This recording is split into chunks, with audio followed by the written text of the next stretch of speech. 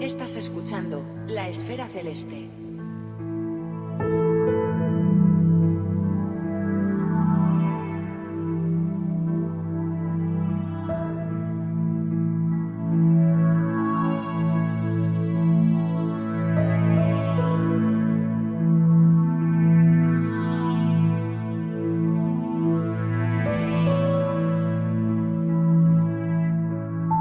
Las capacidades técnicas y tecnológicas de las que dispone la ciencia para escudriñar el universo avanzan activando cada vez más sistemas capaces de observar miles de grados del cielo y generar cantidades ingentes de datos.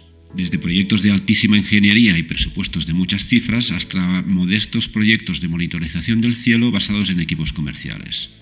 Ante todo esto, podría parecer que una de las labores preferidas de los astrónomos no profesionales, es decir, la observación regular de objetos para generar un histórico de datos que permita describir mejor su comportamiento, se ve amenazada o por lo menos podría tener menos sentido.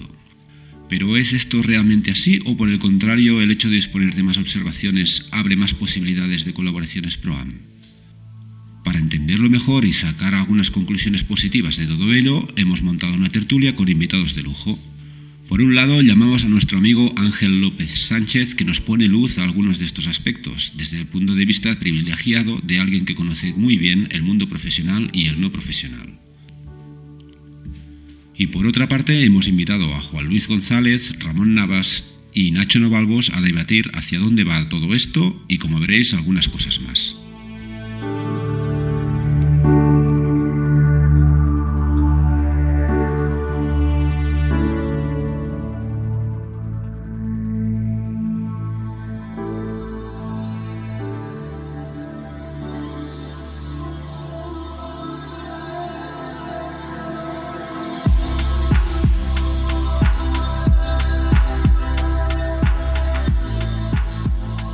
Ángel, ¿qué tal? Hola, ¿qué tal? Muy buenas tardes, días o noches, dependiendo de la hora a la que me estáis escuchando. Sí, ¿no? ¿Cómo va esto por el hemisferio austral? Pues a punto de empezar las vacaciones, porque aquí, claro, son las vacaciones de verano que coinciden con Navidad. Muy bien, muy bien. ¿Llegamos apurados o no? Llegamos con ganas de descanso. Porque las vacaciones pasadas, quiero decir, en nuestro verano austral anterior, las navidades de 2021-2022, tuve la fortuna de tener muchas noches de observación en el telescopio anglo-australiano, por lo que me pasé buena parte de la Navidad y luego la época de Reyes y luego en buena parte de enero observando, lo que es bueno para la ciencia y para la investigación, aunque muchos de esos datos aún tienen que procesarse. Pero por otro lado terminó siendo bastante agotador porque parece que llevo 2 años encadenados, ¿no? Uno detrás del otro. Vaya. O sea que lo que es bueno para la ciencia no siempre es bueno para el cuerpo, ¿eh? Del científico. No, bueno, y no hablemos de los de trasnochar. Los de trasnochar, además, particularmente yo creo que con la edad empieza a notarse todavía que empieza a ser más difícil y más complicado, ¿no? Cuando no tienes tus horas de sueño, te cambias completamente. El horario empieza a ser difícil. Bueno, pues oye, ya que comentas esto, antes que nada, muchísimas gracias por aceptar la invitación, porque ahora mismo son tus 9 y pico, bueno, casi 10 de la noche, y imaginamos que tendrás ganas de descansar. Y... No, yo no me he encantado, ¿no? Estoy encantado de participar con vosotros. Simplemente recordad que las 9:30 o las 10 de la noche, hora de Australia, equivaldrían a la medianoche o quizá incluso más tarde del horario en verano en España. Ajá, claro. Vale. Muy bien, pues oye, vamos al asunto.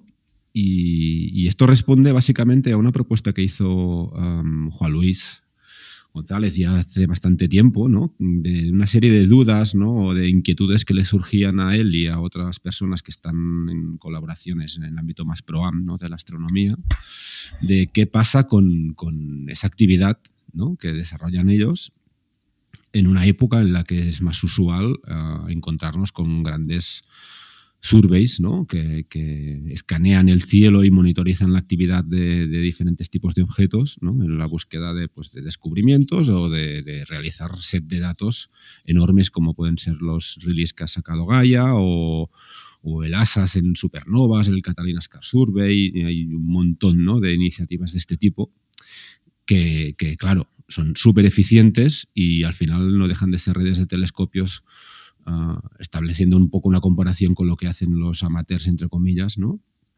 que recogen datos y monitorizan objetos. Entonces, bueno, teníamos muchas ganas de poder comentarlo con un profesional como tú, para ver desde el punto de vista de los profesionales cómo intuís, ¿no?, que puede seguir teniendo sentido y en qué campos quizá más que otros, o cómo va a evolucionar toda esa colaboración, ¿no?, de los no profesionales con el mundo profesional. Entonces, no sé, si quieres podemos empezar un poco poniendo sobre la mesa el valor que, al menos hasta hoy, seguro han aportado muchísimas personas, ¿no?, en ese ámbito de colaboración entre profesionales y amateur.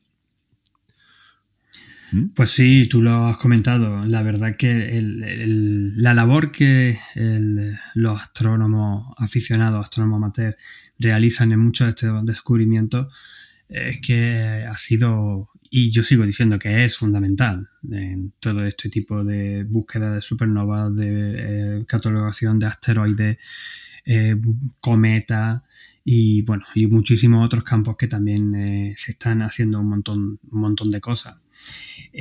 Pero ciertamente en lo de la proliferación de los grandes cartografiados en astronomía, obviamente está ya teniendo un impacto directo en qué cosas pueden llegar a descubrir o cómo pueden llegar a contribuir los propios astrónomos aficionados. Pero antes de eso me va a permitir una pequeña reflexión un poco más amplia. Porque lo de los grandes cartografiados en astronomía no solamente está afectando a los aficionados, a los astrónomos aficionados, sino que es la nueva manera en la que se está dirigiendo la astrofísica profesional, por suerte o por desgracia. O sea, cuando yo miro hacia atrás, por ejemplo, hace 20 años, cuando estaba yo empezando a hacer mi tesis doctoral en el Instituto de Física de Canarias, el tipo de investigación que yo, por ejemplo, hacía, que era una cosa muy concreta, donde yo tenía que ir al telescopio profesional, bueno, escribir la propuesta para conseguir tiempo, a un sitio profesional, un telescopio profesional, conseguir unos datos, procesar los datos, analizar los datos. Bueno, pues todo eso cada vez empieza a ser más raro. Ahora cada vez, pues la gente que está realizando, el joven que está empezando a hacer la investigación en astrofísica, también lo que hace es pertenecer a este tipo de grandes cartografiados, grandes surveys, donde pues se descargan grandes cantidades de datos en internet, y lo más importante para ellos ahora mismo, y esto es una cosa que me gusta, llevo ya años diciéndolo, sobre todo a la gente joven, pero ahora me gusta enfatizar sobre ello, que muchas veces es más importante las herramientas que uno tiene de procesamiento de datos, de análisis de datos, de software, de big data, de programación, Python y R en particular, que los propios conocimientos en astrofísica muchas veces. Entonces no es solamente los grandes cartografiados tienen unas enormes ventajas, como vemos, también tienen su lado un poco más, no quiero decir oscuro, sino simplemente cómo cambia la cosa, simplemente la evolución, ¿no? De cómo va cambiando la forma de investigar. En otros tiempos, pues desde luego se hacían otro tipo de proyectos y otras formas que, por ejemplo, pues que fuese completamente a mano, ¿no? Cuando se escribía y se hacían los dibujos, no existían todavía estas técnicas simplemente de una CSD ni siquiera, ¿no? O un fotómetro. Entonces, pues es la forma que tenemos de evolucionar, pongámoslo así.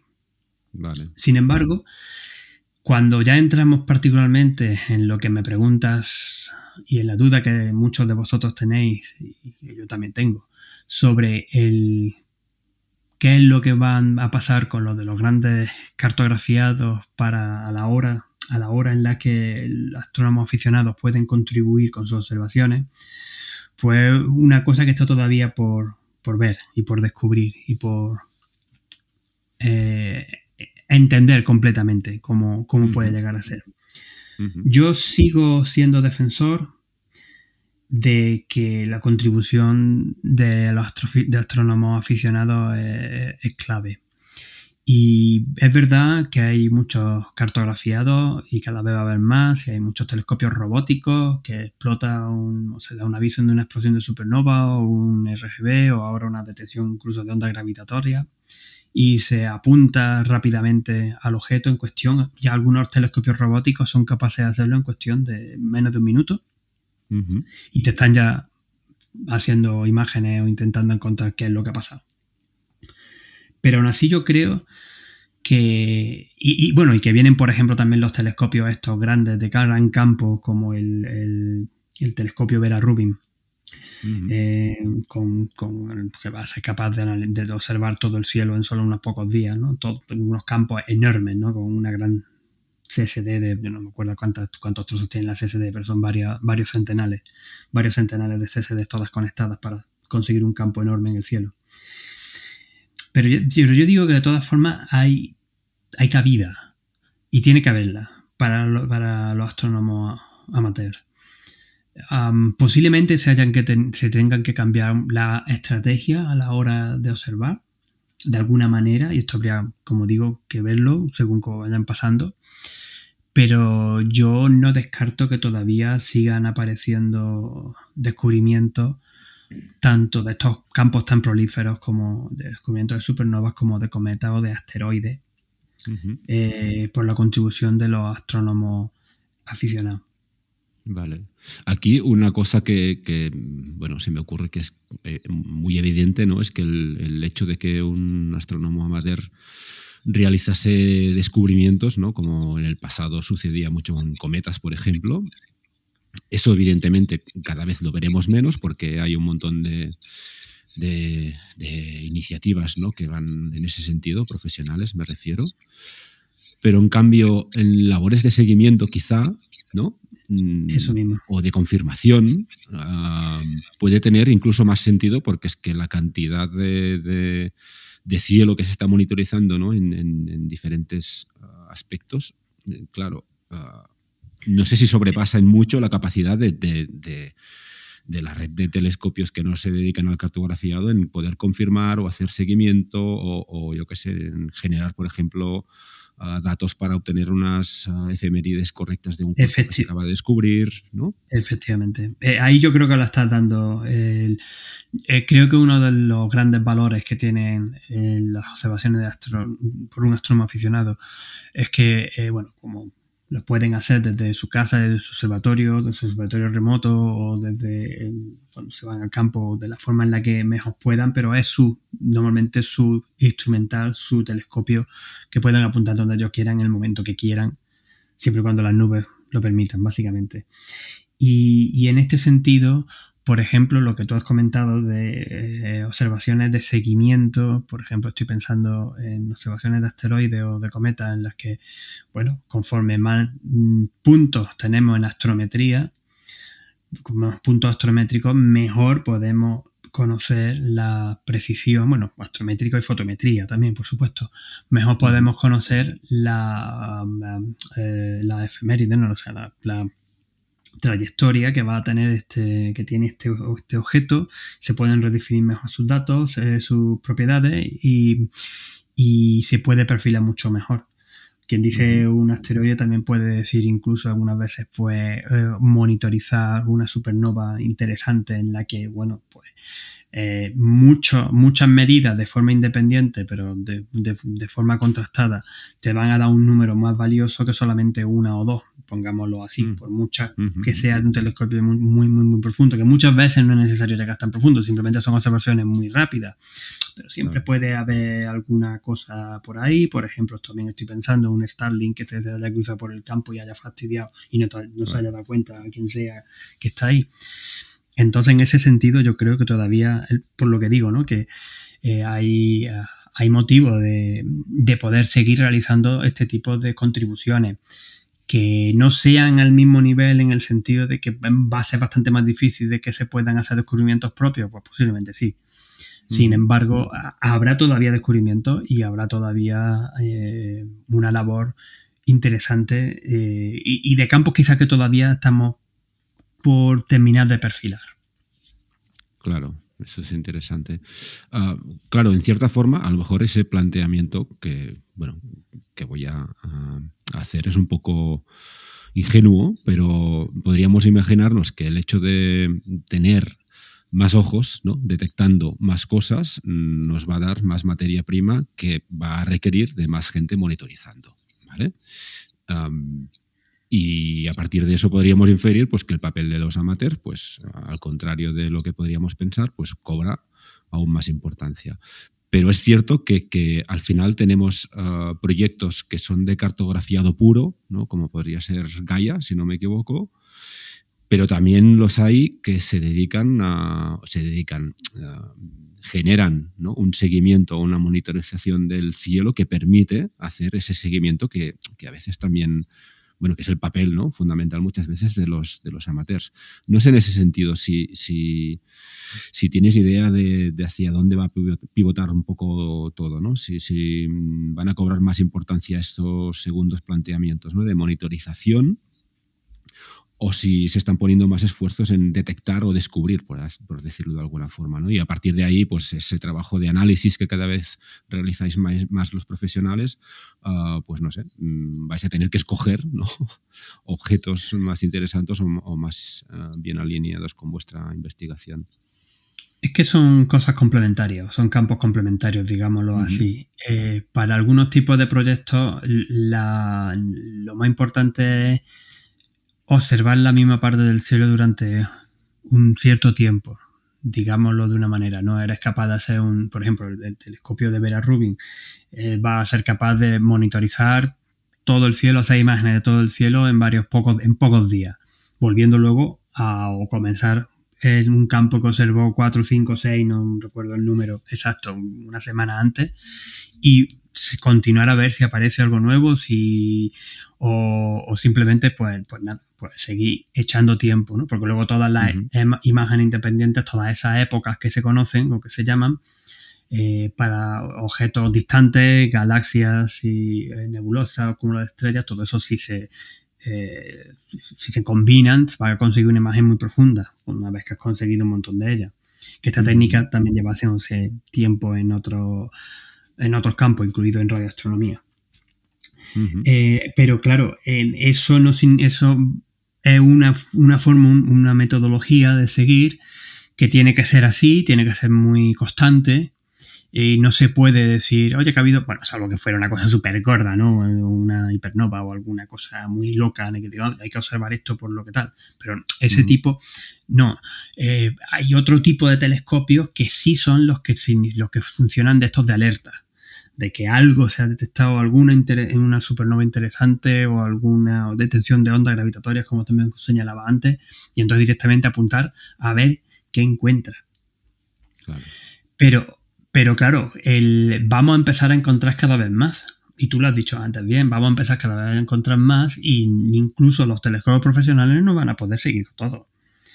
También es verdad que muchos de estos objetos es de esperar que empiecen a ser bastante más débiles de los que estamos acostumbrados.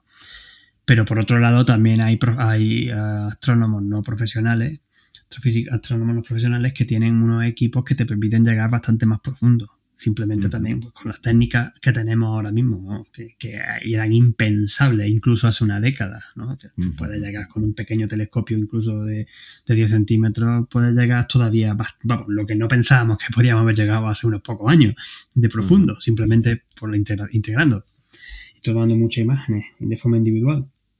Claro. Entonces, en ese sentido yo creo que se complementarán. Y que yo sigo enfatizando en que la contribución de los aficionados seguirá estando ahí.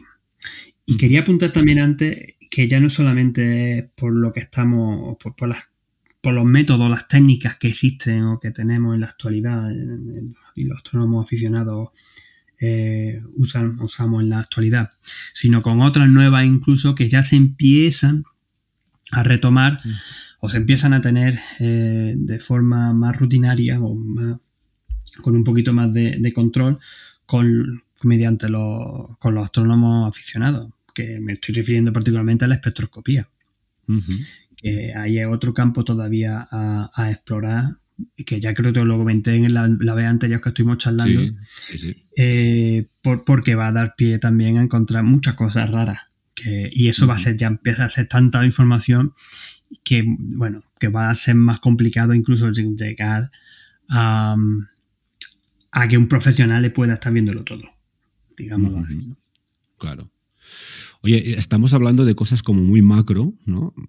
Bueno, es mi impresión, quizá me equivoco, en el sentido de proyectos que realizan observaciones muy amplias, que recogen muchísimos datos y a partir de ahí estamos como infiriendo ciertas generalizaciones, ¿no? Pero se me ocurre que también un campo o una situación en la que se pueden dar colaboraciones son pues investigaciones muy concretas, ¿no? Que un profesional como tú puede realizar en un objeto muy concreto para el que ese planteamiento tan macro, ¿no? De esas redes de seguimiento, quizá porque la cadencia de las observaciones o la densidad de datos no es suficiente, no sé, no se me ocurre ningún ejemplo y por eso te lo pido. Y ahí disponer de una colaboración con y eso lo podemos hablar también, con 2 o 3 observadores cualificados, por decirlo de alguna forma, ¿no? Que también permita trabajar bien con esos datos, porque al final todo eso tiene que ser muy estable.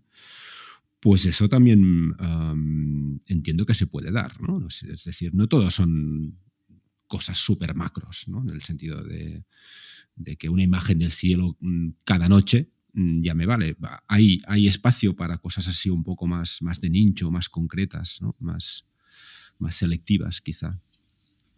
Pues claro que sí. De eso, esos son muchos de los programas ya ProAm más específicos, ¿no? En los que básicamente un grupo de astrofísicos que necesitan un tipo de observaciones en concreto y se ponen en contacto con los astrónomos aficionados para ayudar en este proceso.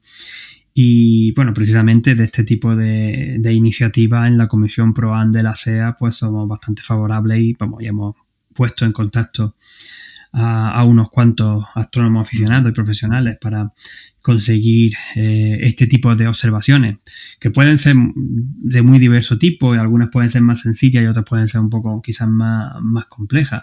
Pueden ser desde observar de una forma muy metódica y muy particular un objeto que incluso un objeto, una galaxia, digámoslo así, que puede ser incluso un objeto Messier, y de hecho los casos que se han hecho eran objetos Messier, pues que están súper trillados, están muy trillados, pero estamos viendo que en las partes de fuera de la galaxia pues estamos encontrando estas zonas de muy bajo brillo superficial que nos hablan de la historia que han tenido las galaxias, la formación, que se han comido otros satélites o han acretado materia o han expulsado o han chocado, y ese tipo, por ejemplo, se están empezando de observaciones se pueden hacer con protelescopios aficionados en cierta manera, también usando una metodología muy concreta donde puedes llegar muchísimo más profundo, echando muchas horas de observación y ya te digo, no es solamente apuntar y tirar, hay que rotar cámaras y hay que ponerlas de una cierta manera, pero se pueden hacer cosas de esas. De igual manera, por ejemplo, un seguimiento durante varios meses incluso de cúmulos de estrellas, haciendo fotometría de forma rutinaria durante varias horas durante la noche, simplemente para encontrar variabilidad en estrellas, que esto es prohibitivo para telescopios profesionales. Decirle, nos vamos a estar aquí apuntando a este cúmulo, que es un cúmulo relativamente famoso y conocido, vamos a echarle durante 2 meses, vamos a estar apuntando al telescopio, a ver si encontramos, vamos a estar apuntando durante 2 meses de forma seguida a este cúmulo, a ver si encontramos alguna variabilidad pequeña. Pues ese tipo de proyecto pues es fantástico para hacerlo con telescopios de aficionados. Volviendo, por ejemplo, a la parte de planetas, ¿no? Las observaciones de Júpiter y de Saturno. Y ahí me encanta porque los ponemos en contacto por ejemplo, con Ricardo Hueso, que ha hecho montones de... colabora extensamente con los astrónomos aficionados, ¿no? Y en busca de estas variaciones en la atmósfera de los planetas gigantes, y que incluso, por ejemplo, un programa de la sonda Juno con JunoCam necesitaban este tipo de observaciones de astrónomos aficionados para ver qué zona era la más interesante de Júpiter para observar cuando estaba haciendo un sobrevuelo la sonda Juno sobre Júpiter. Por poner ejemplos, seguro que hay más. Si me meto en espectroscopía, bueno, yo tengo incluso en mente varios, pero son largos de detallar. Pero que me encantaría que astrónomos aficionados estuviéramos colaborando en ello. Uh-huh. Sí, de hecho es un campo que hace tiempo, ¿no? que se comenta que es como la nueva frontera, ¿no? En el sentido de esos perfiles ProAm. Pero que también es muy exigente, porque claro, los equipos de los no profesionales pues llegan hasta donde llegan y al final la espectroscopía nos limita muchísimo, ¿no? En ese sentido. No sé a partir de qué, teniendo en cuenta esos límites, ¿no? Sobre todo capacidad de los equipos y apertura, porque al final la espectroscopía te obliga a trabajar con muy poquita luz. Ahí no sé lo has dicho. Si crees que hay campo o tienen que mejorar aún las técnicas o los equipos ya son suficientes. Sí, hay ya desde luego telescopios tienen que ser posiblemente grandes, pero bueno, grandes tampoco, porque hay muchas estrellas, por ejemplo, una monitorización de tipos de estrellas, que muchas de ellas que son de magnitud pues 6, 7, 8, 9, 10 incluso, ¿no? Que hay montones, de forma rutinaria, y encontrar si hay algún tipo de eso, de variabilidad, o si hay alguna cosa que cambia. Eso es otro tipo de proyecto que lleva ya también tiempo en mente por varios astrónomos profesionales de muy diversa índole. Pero claro, nadie se ha atrevido a decir, venga, vamos a intentar hacer esto con profesionales. Lo que vamos a hacer es, pues vamos a usar la baja resolución que uno puede dar Gaia, pero claro, baja resolución espectral, me refiero, El Gaia es excelente en astrometría, es para lo que se diseñó, pero también tiene una pequeña forma de hacer espectroscopía, pero no consigue mucha resolución espectral. Y aún así, pues solamente se hace también de vez en cuando, no es todos los días o cada poco tiempo, ¿no? Este tipo de observaciones. Ya estamos buscándonos este tipo de otro parámetro, ¿no? El parámetro del tiempo, de qué cosas están cambiando, de brillo, de propiedades, simplemente en un tiempo relativamente pequeño, ¿no? Para la escala del universo. Ahí hay más cosas, de luego. Bueno, simplemente si se pudieran también conseguir con cuidado, se me está ocurriendo según hablamos, espectroscopías de cometas de forma rutinaria, el mismo cometa, no solamente conseguir la astrometría, sino conseguirle un espectro y ver en el espectro si conforme cómo va evolucionando, ¿no? El espectro según el cometa se va moviendo. Una cosa que se han hecho muy poco, que yo conozca, se ha hecho muy poco dentro de astronomía de profesional, por lo mismo, porque tú no puedes despedirle, salvo que tenga un telescopio que has construido específicamente para eso, que creo que alguno quizá hay por ahí, o tenga una sonda espacial, como fue la Rosetta en Churyumov-Gerasimenko, observándolo continuamente. Eso normalmente no se hace. Normalmente lo que se observa, pues venga, vamos a apuntar a ver qué tiene, y en lo que se le saca el espectro y consigue pues unos pocos espectros varios días de forma profesional de un cometa, pero no de forma rutinaria durante toda la trayectoria. Otro ejemplo que se me ocurre, ¿no? Vale, muy bien. Y oye, ahora conforme hablábamos, bueno, me surgía a mí también una duda, ¿no? Cuando antes comentabas que cada vez más el perfil de los profesionales, no diré que coge un papel menos observador y más analista, porque al final el análisis de datos ha sido siempre una parte fundamental de vuestro trabajo, pero hay el riesgo de que el hecho de disponer de cada vez más cantidad de datos, ¿no? Y en cierta forma obligaros a trabajar más en un concepto de Big Data, ¿no? Y de análisis de datos enormes, os facilita o os aparta del hecho de trabajar con proyectos más específicos quizás en el comportamiento de un objeto concreto y al contrario os deriva a intentar inferir, no sé, generalidades o un perfil de actividad en base a muchos datos de, por ejemplo, estrellas similares, ¿no? En ese sentido. No sé si entiendes un poco la pregunta. Sí, entiendo perfectamente lo que estás preguntando, porque es una de las preguntas que nos llevamos haciendo algunos bastante tiempo. Yo creo que deberían también complementarse ambos tipos de investigaciones. No hay que...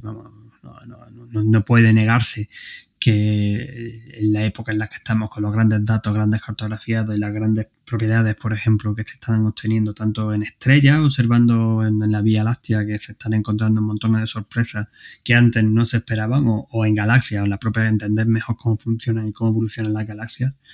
La estadística es una cosa fantástica, ¿no? Porque te da pie a ver las relaciones que existen entre parámetros para estudiar qué leyes físicas están dirigiendo esas relaciones. Entonces, eso es vital. Pero por otro lado, también existe el estudio, digamos, opuesto. Pero bueno, el estudio de que este es el objeto que queremos entender, este es el objeto raro, peculiar, por lo que sea. Necesitamos muchas observaciones de este tipo o de este tipo de proyectos con este tipo de telescopios, radiotelescopios, observaciones espaciales para ver en detalle qué es lo que le pasa, ¿no? Qué cosas tiene, cuáles son sus propiedades espectroscópicas, cuánto emite en radio, cuándo emite en ultravioleta o en infrarrojo, y si tiene variabilidad o no, y cosas de esas. Entonces, en ese tipo de observaciones o de investigaciones para los profesionales todavía son muy valiosas. Y es una de las cosas que se está intentando defender mucho, ¿no? Particularmente, como digo, en los tiempos estos de los grandes datos.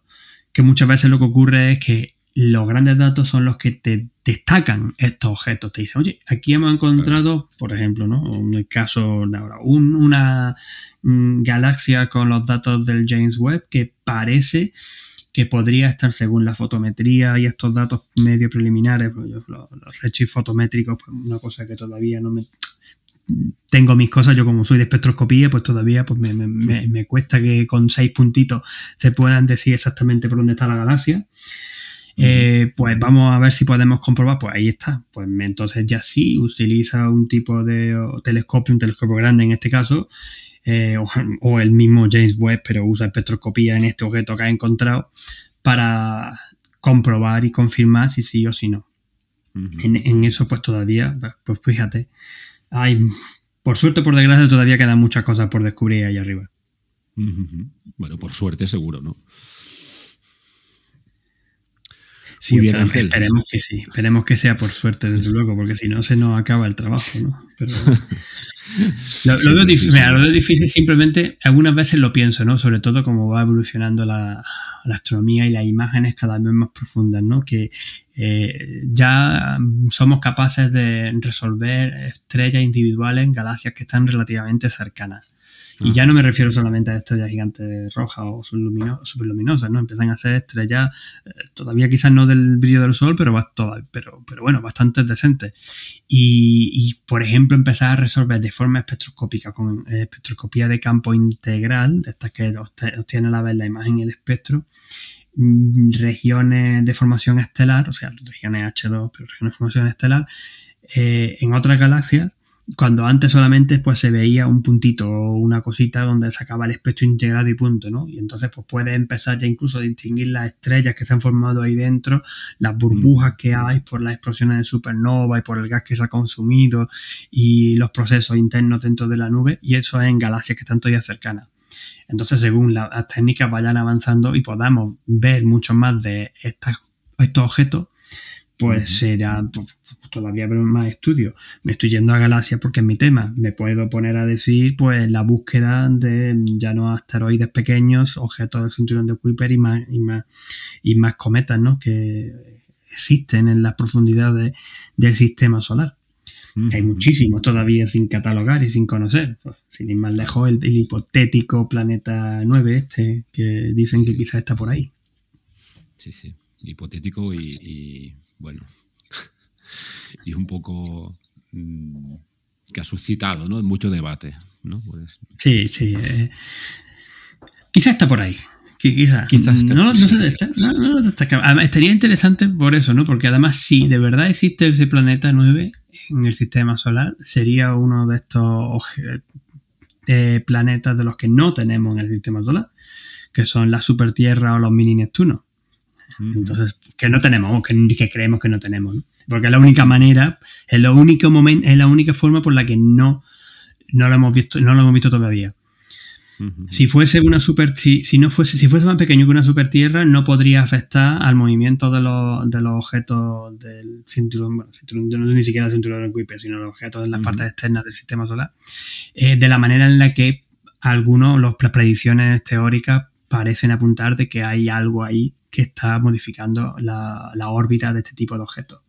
Y si fuese más grande, si fuese un tipo Júpiter, o bueno, incluso más pequeño, Saturno, Júpiter, pues ya lo habríamos visto, ya habría aparecido. Entonces, pues está en ese rango ahí misterioso, pues es una cosa bastante chula que pues, sí, que podría estar ahí. Muy bien, lo seguiremos. Muy bien, Ángel. Oye, te hemos dicho que te robábamos media hora y pasamos 3 minutitos, 4. Ya te dejamos descansar, ya. No, sí. Pero yo encantado. Esto ya sabéis que siempre podéis contar conmigo, a pesar de la hora, pero lo hago con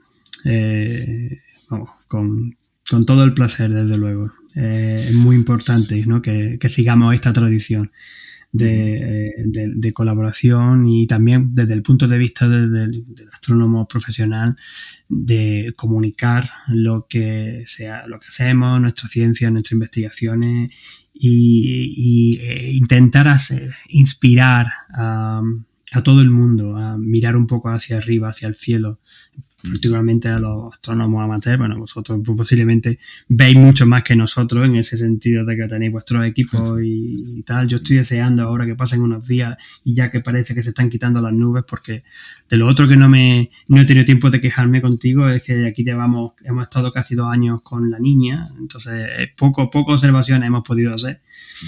Particularmente yo, desde astrónomo aficionado, poco he podido hacer. Alguna cosilla, pero muy poquito, porque no me han dejado las nubes. Y eso, ¿no? Entonces, pues poder continuar motivando y enfatizando, pues, que de verdad hacéis una labor fantástica y que, en fin, todo el mundo debería aprender a mirar un poco al cielo para ayudarse a encontrarse a sí mismo y a conocernos un poquito mejor. Oye, pues nosotros que te lo agradecemos. De verdad. Y bueno, ya lo sabes, ¿eh? En cuanto nos surge la posibilidad, te molestamos y volveremos a hablar seguro en un futuro.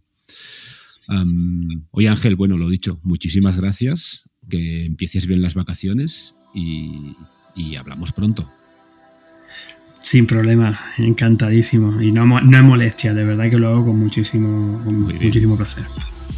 Muy bien. Venga, un abrazo. Nada, un abrazo. Hasta la siguiente.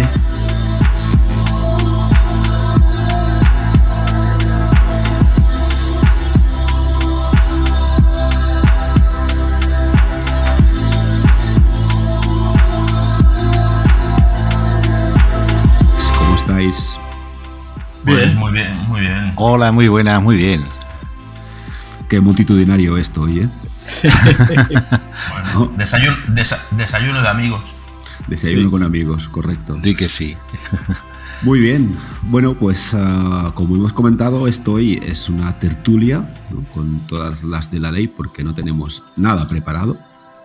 Lo único que sí que tenemos es a Ángel, ¿no?, que hemos escuchado dándonos su punto de vista como profesional en torno a unas dudas que os surgen a todos y que no diré que especialmente, pero la idea al final surgió de Juan Luis, ¿no?, de cómo está el panorama, ¿no?, y cómo va a estar el panorama PROAM en una época en la que cada día es más usual ver a grandes proyectos de cartografiado, de seguimiento de objetos, ¿no?, que son, bueno, a mí me parecen cosas distintas, si queréis podemos discutirlo. Sí.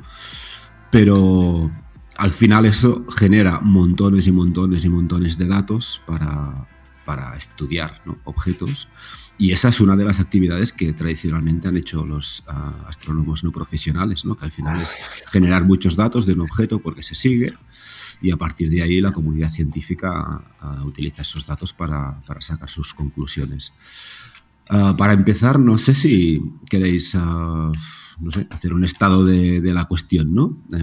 En vuestros casos particulares, si estáis metidos en algo, yo sé algunas cosas, pero si queréis destacar, aparte de la meteorología y de sus inclemencias, ¿no? Los días en que no os dan la vara a las nubes, ¿cómo tenéis ese panorama? ¿Quién quiere empezar? Bueno, por alusiones yo. Venga, Juan Luis, correcto. Así rompo el hielo. Muy bien. Bueno, pues siempre hay proyectos, siempre hay ideas y bueno, como formamos parte del grupo ¿no? De observadores de supernova, que cada vez, como decíamos creo que la última vez que participamos en la esfera celeste, cada vez somos más observadores de cosas y menos de supernova. Pero bueno, sí, tenemos proyectos en marcha y entonces, bueno, pues sí, además proyectos de colaboración PROAM, ¿no? Con esta astrofísica italiana, que trabaja en España, Ana Francesca Pala. Entonces, bueno, tenemos ahí en marcha esta campaña de observación de novas enanas, ¿vale? Y entonces, bueno, pues yo creo que nos tiene entretenidos, ¿vale? Porque, bueno, era una campaña inicialmente que duraba un año, finalizaba este verano, finales de verano, pero luego se ha prorrogado un año más, ¿no? Con lo cual tenemos todavía un montón de objetos para observar. Es cierto que quizás están siendo poco seguidos, o sea, no está teniendo el seguimiento de la primera campaña, pero bueno, es que efectivamente el tiempo no se está portando especialmente bien, ¿no? Eso así, digamos, por lo que se refiere a trabajos así de grupo, ¿no? Trabajo grupal. Luego, así más a título personal, bueno, pues siempre también hay algún proyecto motivado por las nubes, sobre todo, ¿no? Aprovechando los datos de observadores de supernovas, nos ha dado por probar y esperamos poder contar novedades, ¿no? Pronto a Rafael González Farfán y a mí, pues de manejar esos datos para echar cuentas, ¿no? Y hacer cálculos, a un nivel muy, muy de iniciación, ¿no? Pero bueno, ver si se pueden exprimir esos datos, pues, por ejemplo, para calcular distancias a galaxias y cosas de estas, ¿no? En fin, ideas que van surgiendo. Muy bien, muy bien. Más cosas. Nacho, tú... Bueno... Cuenta. Sí, pues yo la verdad es que ahora ando implicado en la espectrografía a tiempo completo, no le dedico tiempo a otra cosa, pero bueno, la verdad es que no le dedico tiempo a otra cosa, sí, a mirar las nubes, que era lo que decíamos, o sea, al final noches de observación poquitas, pero bueno, al menos sí me está sirviendo para aprender, para ver los diferentes proyectos que también circulan por ahí por el mundo y decidirme un poquito hacia qué voy a tirar cuando ya esté bien enseñado. La verdad es que la curva de aprendizaje no es muy complicada si ya vienes de hacer fotometría o de hacer astrometría, porque básicamente el equipo que utilizas es el mismo, salvo el espectrógrafo.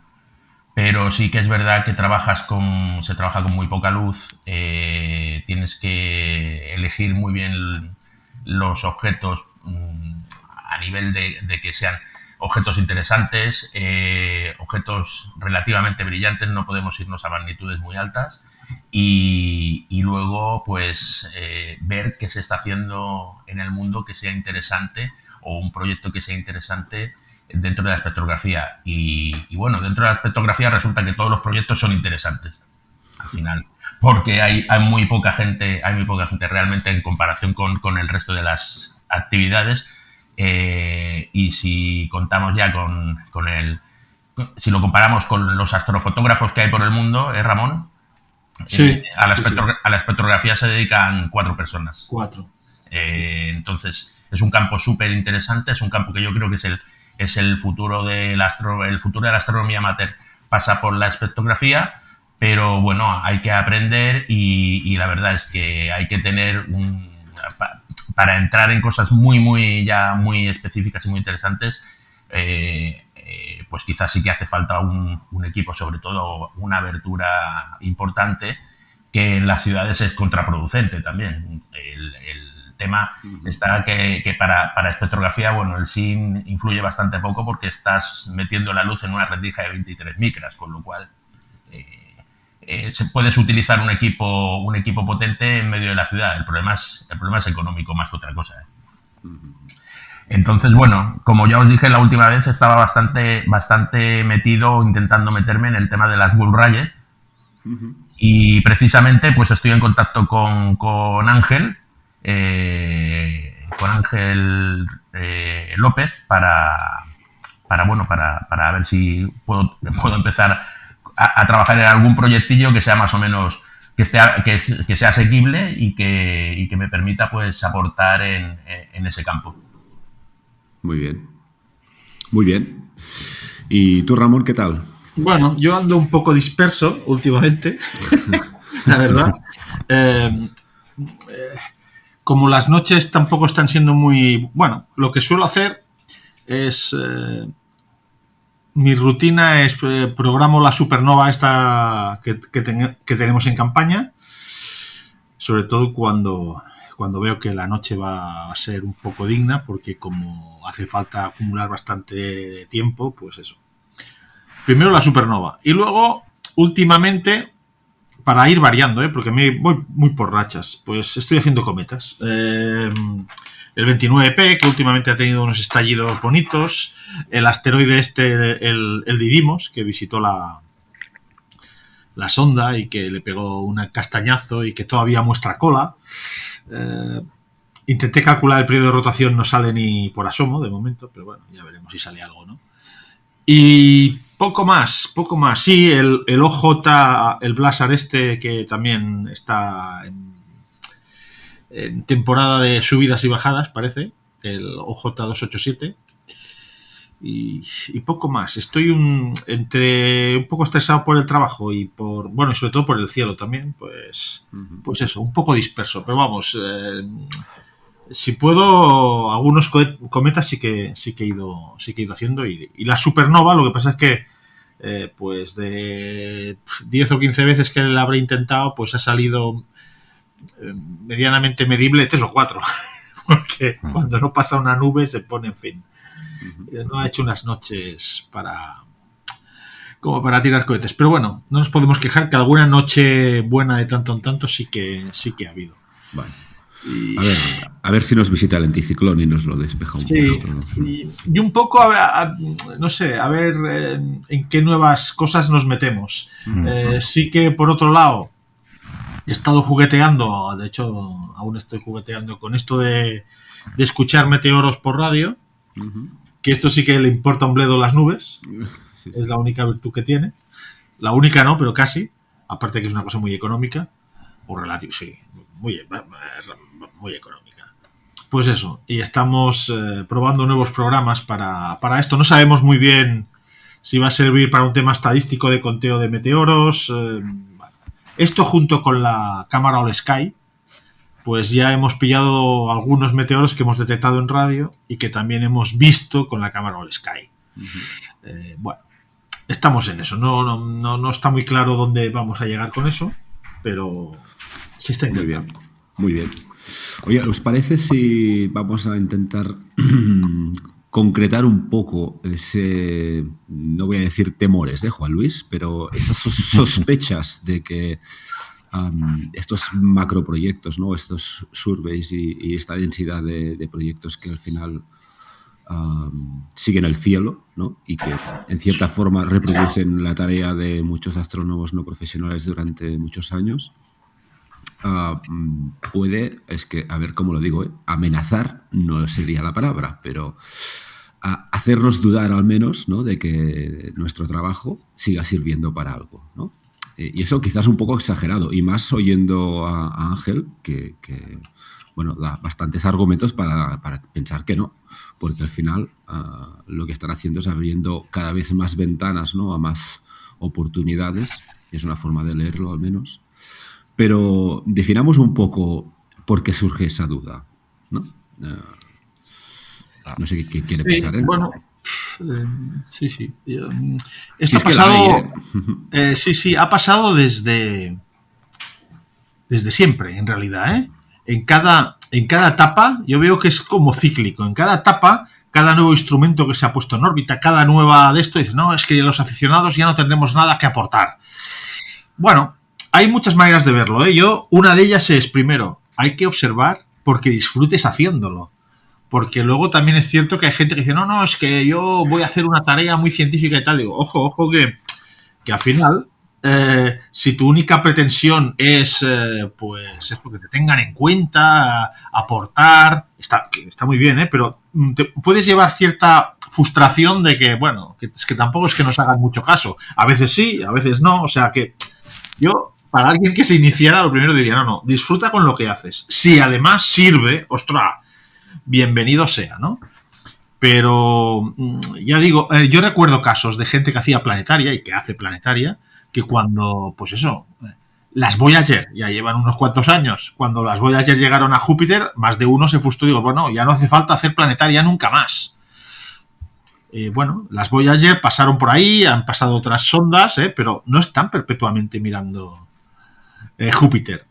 Hay aficionados que en Marte mismo pues han descubierto que sin nubes altas y tal, y mira que en Marte ahora hay cantidad de cacharros profesionales observándolo desde allí, ¿no? Pero de tanto en tanto, pues bueno, pues los aficionados pueden aportar cosas simplemente por la rutina machacona de que siempre estamos observando.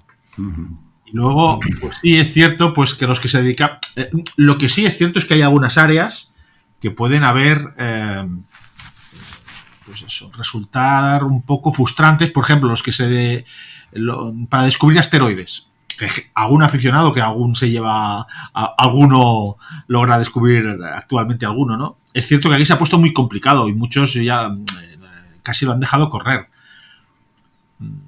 Entonces, si te dedicas exclusivamente a una única cosa, puede ser que tu área en la que te dedicabas, pues tu trabajo no muestre los éxitos o los resultados que tenías antes, pero siempre salen cosas y con todas estas nuevas tecnologías y surveys, al final, pues muchas veces hará falta, pues, observaciones de aficionados, ni que sean para que estadísticamente digan si las cosas van por aquí o por allá. Pero fundamental, lo que hace falta es que unos buenos profesionales nos digan o se nos acerquen y nos digan: esto nos interesa, podríais colaborar, que esto a veces es lo que falta. Nosotros no será por ganas, pero a veces, pues eso, falta que los profesionales, no, porque ya hay algunos que lo hacen, pero ¿se podría hacer más? Pues seguramente. Y los canales entre profesionales y aficionados, pues aún están verdes. Siempre hay los 4, 5 o 20 profesionales que tienen muy buen contacto con los aficionados, y ahí no hay problema, pero luego ves cantidad de cosas que dices, ostras, si esta gente supiera que existimos, pues igual, en fin, es difícil. Yo coincido con Ramón ya desde el punto de partida. O sea, es verdad que quizá nosotros tenemos una visión pues muy nuestra, ¿no? Muy de astrónomos aficionados, y pensamos que a lo mejor lo que hacemos tiene un alcance a veces mayor, ¿no? Porque tenemos datos científicos, nos emocionamos viendo curvas de luz, pero realmente es cierto que los astrónomos profesionales, el caso que nos hacen es muy relativo. Yo creo que nos miran a veces un poco como algo excéntrico, ¿no? Como algo... Sí. En fin, una cosa curiosa, que estamos ahí, fíjate qué curioso, han descubierto alguna vez una supernova, pero yo creo que la inmensa mayoría de los profesionales tienen un desconocimiento enorme de lo que hacemos. Ojo, que tampoco tienen una obligación de hacernos caso, ¿eh? O sea, parto de ahí, o sea, no es que yo venga reivindicando aquí como una especie de lucha, ¿no? Pero yo creo que hay un desconocimiento absoluto. Sí, y esto que voy a decir igual no es muy popular, ¿no? Dicho por parte de alguien que vive aquí, pero yo creo que en el caso de España es especialmente visible. Sí. Yo creo que hay países donde hay una muchísima mayor tradición de colaboración. Y bueno, si por ejemplo uno ve los foros de la APSO, no te digo cada semana, pero varias veces al mes hay peticiones de astrónomos profesionales, hombre, sobre todo de universidades así pequeñitas, ¿no? Del medio oeste, un país enorme, ¿no? Con muchas universidades, pero ya digo, cada mes surgen propuestas de observación y petición de datos, ¿no? Para campañas concretas de deporte. Aquí, hombre, también es cierto que nuestra comunidad astronómica es más pequeña, ¿no? España, aunque es un país con mucho potencial astronómico, el cuerpo de astrónomos profesionales españoles es menor y por tanto pues también pueden surgir, ¿no? Aunque sea de forma cuantitativa, menos propuestas, pero yo creo que de entrada un poco ponernos los pies en el suelo, ¿eh? Tampoco yo escucho podcasts hechos por astrónomos profesionales y cuando oigo hablar de los aficionados a veces se me ponen los pelos de punta porque digo, madre mía, qué poquito saben de lo que hacemos, ¿no? Porque piensan que todos nos dedicamos a mirar la luna por la noche y ya está, ¿sabes? Y con el ojo puesto en el ocular. Bueno, en fin. sí. Yo creo que es una diferencia que hay entre bueno, no es un problema, pero esta diferencia parte de que el astrónomo aficionado serio sí que se mira y se lee y hace seguimiento de los proyectos profesionales. O sea, al final, cuando un tema te interesa, tú lees papers que se han editado a nivel profesional, te informas del seguimiento de los objetos, del proyecto. Claro, el profesional no hace eso. El profesional nunca va a mirar una referencia de un aficionado. Y si no hay una institución, un ente, alguien o un mecanismo que sea capaz de establecer el contacto o de establecer esa información de que los profesionales conozcan las capacidades de los amateurs, vamos a ver, para ellos no existen o prácticamente no existen. Son casos muy puntuales que al final vosotros ya sabéis que pues teníais razón. O sea, al final son 20, Ramón me parece que dice son 15 o 20, pero es verdad, son siempre los mismos. Los mismos, sí. Siempre son los mismos. Sí. No, y luego y llama la atención de que te hagan más caso o que te pidan colaboración pues un astrónomo chino, tailandés o en fin, alemán, que no conoces de nada. Y que gente quede aquí que más o menos y que dices, ostras, es que de aquí no te dicen nada y en cambio pues astrónomos chinos que se han interesado por cosas de exoplanetas y en fin, es un poco loco. Lo que sí veo que funciona bastante son pues webs tipo pues esta ETD o esta Exoclocks donde la gente, los aficionados cuelgan cosas, pues sí que luego hay una serie de profesionales que parece que se fían de estos sitios y acaban contactando contigo, ¿no? A veces, bueno, a través de un intermediario, pero es la manera, es que la verdad es Ramón, difícil. mira caso curioso, ¿te acuerdas el paper en el que participamos con la famosa supernova esta, ¿no? ¿Cómo se llamaba? Sí. La supernova de la vaca, como era COU, ¿no? Sí. Le llegué a preguntar al astrónoma que nos pidió los datos que cómo nos había encontrado. Y dijo que es muy fácil, que hizo un rastreo por internet. Puso curva de luz, supernova tal. Y dice, y a la parte de arriba estáis vosotros. Dice, por eso me animé a contactar. Sí, ¿no? O sea, sí. Así, o sea, de sitios tan lejanos y tan poco, incluso culturalmente, ¿no? Cercanos a nosotros, pues a veces pues es por pura casualidad, ¿no? Porque, ya digo, hay una mucho cosa que nos conviene, o sea, que nos ayuda de alguna manera, que es que muchos métodos de búsqueda son por volumen. Entonces, cuando haces bastante volumen de trabajo, sea el que sea, pues es fácil que te localicen, o más fácil que te localicen. Yo pongo una anécdota, y es de una película, que igual ha sido una mala traducción, aunque creo que no. La película esta de No mires arriba, el cometa que impacta y tal. Hay una anécdota, y es que DiCaprio llega un momento que pregunta lo siguiente, o algo así de... Alguien le pregunta, bueno, pero esto está confirmado, y dice algo así como, los astrónomos españoles lo han confirmado. Coño, ¿ha sido una casualidad? ¿O saben que los mayores observadores de cometas están en España? No lo sé, pero lo que quiero decir es que las pocas veces que han contactado conmigo sin esperarlo y sin tener ni idea, ha sido porque alguien, el profesional, ha entrado a internet y ha dicho, me interesa a ver quién ha observado más este bicho. Pues entra y claro, y te ve y contacta contigo por ese motivo. O sea, que quiero decir que a veces, y esto es muy americano, así como quizá nosotros nos movemos más por amistades o porque conoces, te fías del que conoces y lo llamas, fuera dicen, vale, no tengo ni idea de este sector, voy a buscar en Google quién hace esto. Pues resulta que este grupo, que no sé ni quién, literalmente, son los que más... Y contactan por ese motivo. Literalmente, sí. A mí, Pep, si te sirve, ya que comentabas un poco de ese temor, ¿no?, que a veces hemos tenido o tenemos de forma recurrente, como bien dice Ramón, porque esto no es nada nuevo, a mí personalmente el miedo me lo metió en el cuerpo Julio Castellano. Uy, sí, es que Julio eso lo arrastra ya. Es muy crítico. A mí me lo metió, sí, a mí Julio me lo metió, yo no sé si fue en un congreso estatal de astronomía, yo sí fue el de Madrid, que un día bajé de la habitación a desayunar y estaba él allí. Yo no había hablado mucho con él, era hasta ese momento, y me senté a desayunar con él y me vino a decir, me echó un jarro de agua fría como diciendo... y creo que llegué incluso a titular una de las secciones de la revista Astronomía, la llegué a titular incluso así, ¿no? En 10 años todos al paro. Porque decía, bueno, pues sí, tú sabes que Gaia, me dijo, así con esa seriedad, ¿no?, que le caracteriza, y más recién levantado, ¿no? ¿Tú sabes lo que es Gaia? Digo, sí, algo he leído. Dice, pues vamos, prepárate, me vino a decir, ¿no? O sea, y recuerdo también unas jornadas del Planetario de Castellón, que estuve allí también, y alguien nos habló de Gaia, o sea, uno de los astrónomos que estaba trabajando en Gaia nos dijo qué esperaban de eso, y bueno, recuerdo los ojos de Julio diciendo, no, esto se ha acabado. Y es verdad, o sea, es cierto, y lo decía antes Ramón, ¿no? Y bueno, y Ángel también, ¿no?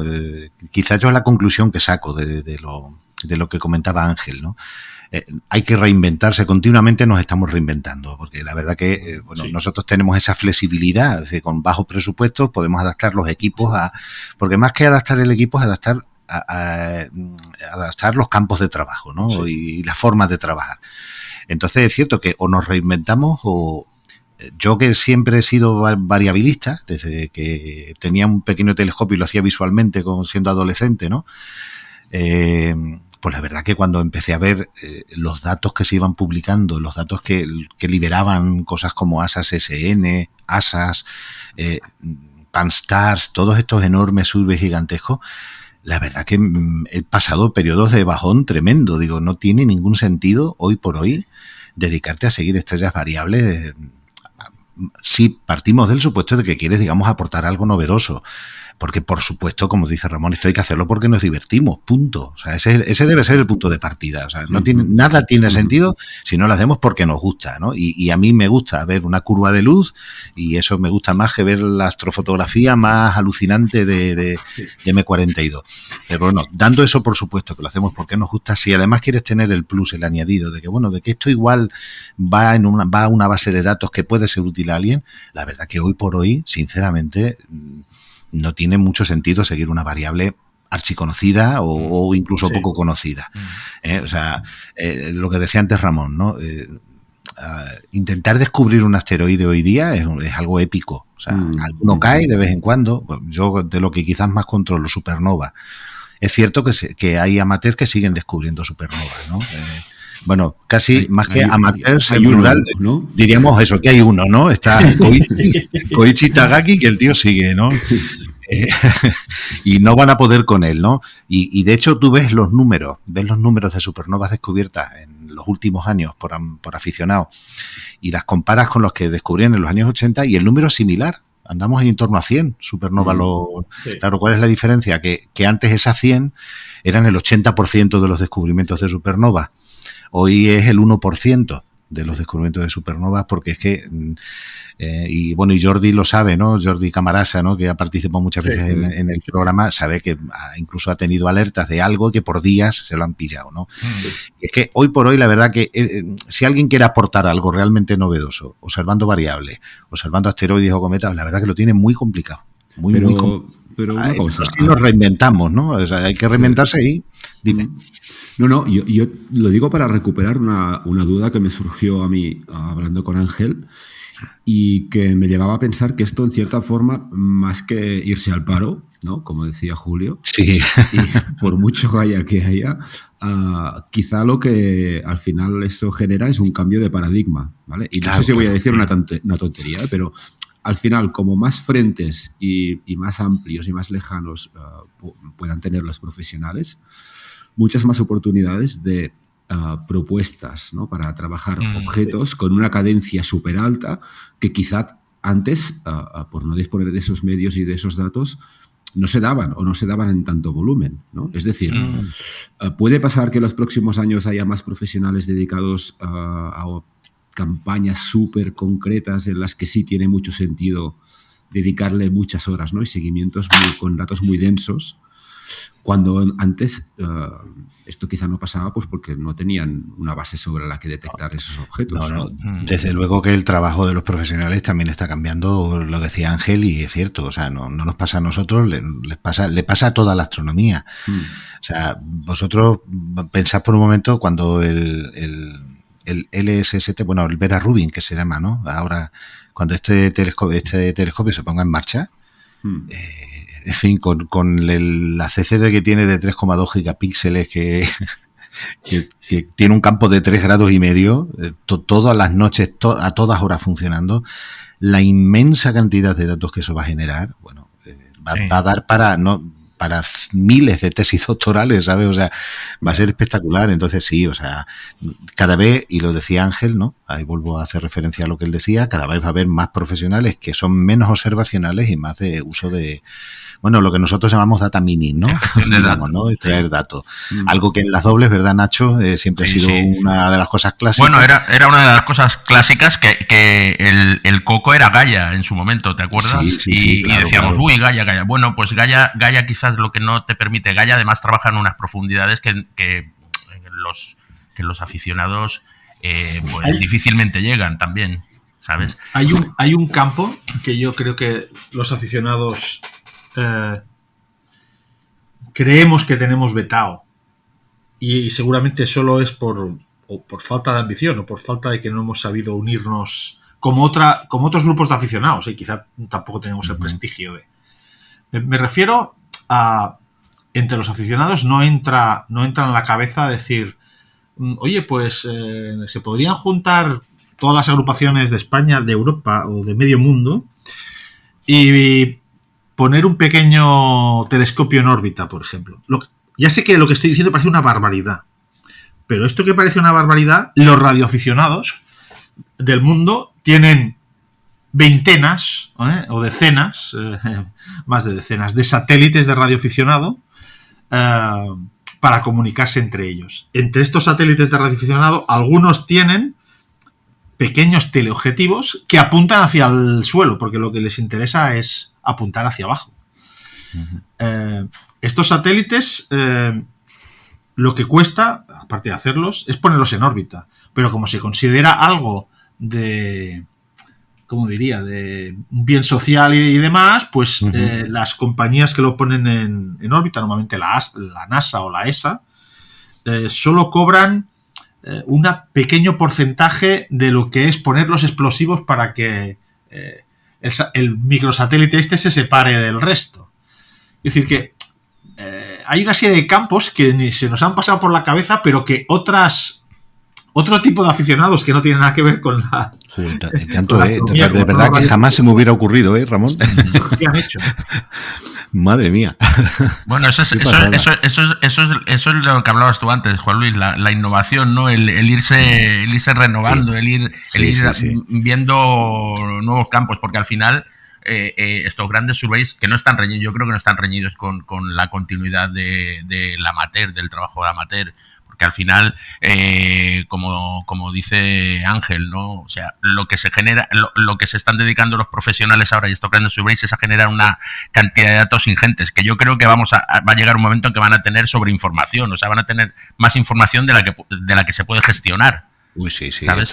Pero sí que siempre habrá una elección, esas grandes bases de datos, al final lo que se utilizan es a nivel estadístico o a nivel de estudio para identificar, para aislar los objetos más interesantes, y esos objetos más interesantes sí que necesitan de un seguimiento seguramente que los profesionales por tiempo, por disponibilidad, por el número, ya solo por el número de telescopios que hay a nivel profesional y por las horas de observación que puede hacer cada telescopio, son ínfimos comparados con los de los amateurs.